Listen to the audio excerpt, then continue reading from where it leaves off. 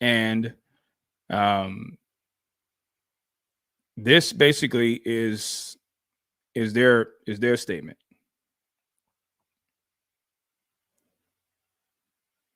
And you never saw him.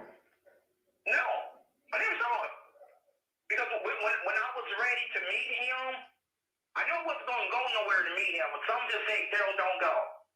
But he was letting me know that he was in Texas. I don't know if he really was, but that's what he was telling me. That's how we say he was in Houston.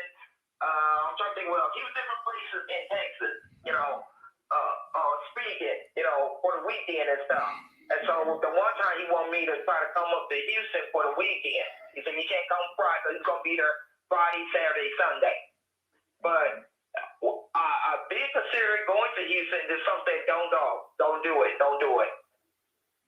And then he'll say, "Okay, well, maybe, when I get some time, when I put in for leave, maybe I come and get you, and you can go with me on a road trip to go pick up my kids, and we go to Chicago." Because he was telling me, I can't remember if he was in his mother's house in Chicago, but he supposedly was waiting to get a new house.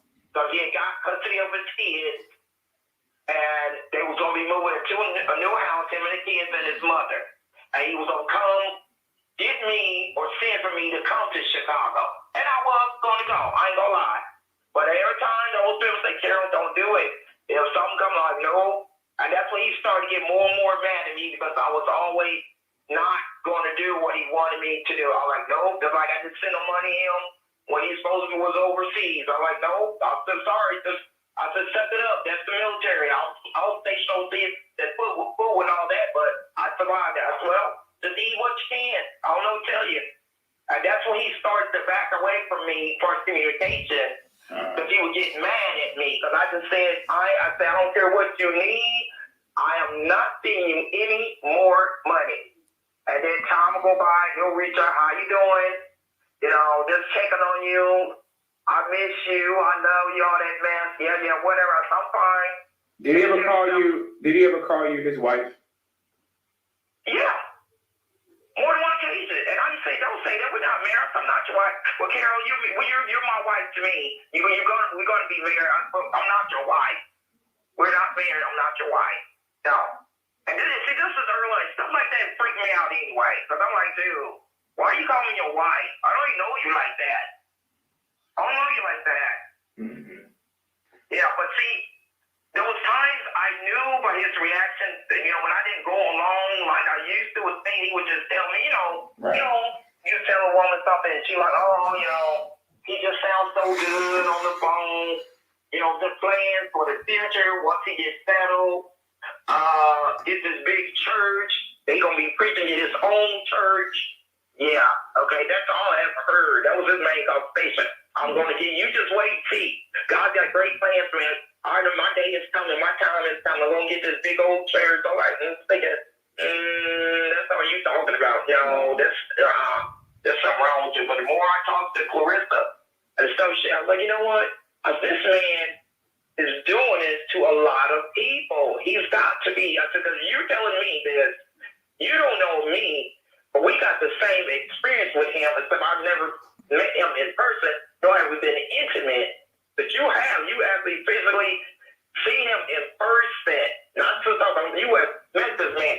He's come to your place of residence. Right. And now you tell me he's gone to see other women." Because at the time when she was telling me this, there was somebody else, another young lady, I don't know if the old lady, I really don't remember, that reached out to her that supposedly proposed to this woman.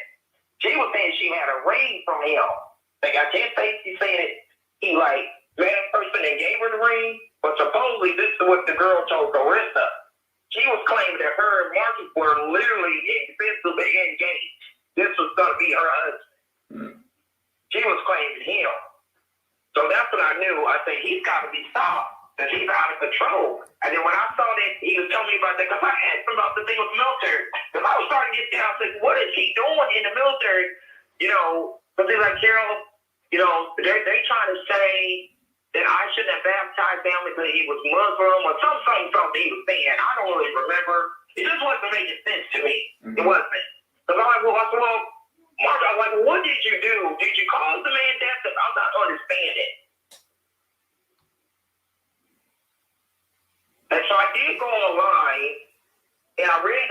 but his version still wasn't making sense to me. I was thinking like, well, I don't know what you're on. What exactly are you under investigation about? I said, are you looking at prison time? Because I'm thinking I sure can't be talking to you. Right. Yeah. Yep. All right. So she